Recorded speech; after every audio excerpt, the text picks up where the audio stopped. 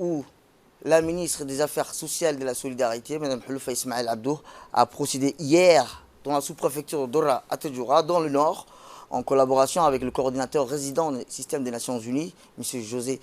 Barouna, ainsi que le directeur des pays adjoints et chef des programmes par intérim du programme alimentaire mondial, M. Michel Moussoni, au lancement officiel de la réponse d'urgence à la sécheresse. Cette cérémonie de lancement officiel de la réponse d'urgence à la sécheresse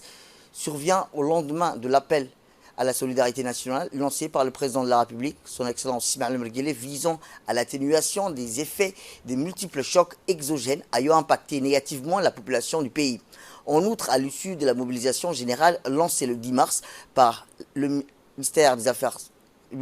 Affaires étrangères et de la coopération internationale en partenariat avec le ministère des Affaires sociales ainsi que le système des Nations Unies à Djibouti. Les partenaires au développement ont souhaité exprimer leur engagement envers les pays en mobilisant des ressources financières sous forme de dons ainsi qu'une enveloppe de 30 millions de dollars a été disponibilisée par la Banque mondiale pour la mise en œuvre d'un programme pour la protection sociale. Tandis que le système des Nations Unies a pour sa part mobilisé un financement de 2 millions de dollars à travers le Fonds central d'intervention d'urgence. Ces derniers, mis en œuvre par le Programme alimentaire mondial et coordonné par le ministère des Affaires sociales, misant à fournir une assistance alimentaire nutritionnelle à plus de 8082 personnes dans les régions de Tadjoura, d'Arta, d'Ali Sébié, à travers la distribution des paniers couvrant les besoins alimentaires et nutritionnels de base de ménage pour une période de 6 mois allant de août 2022 à janvier 2023. Eh bien, dans ce programme de réponse d'urgence à la sécheresse, d'autres partenaires tels que la Banque mondiale ont apporté leur contribution, notamment dans la mise en œuvre du programme de protection sociale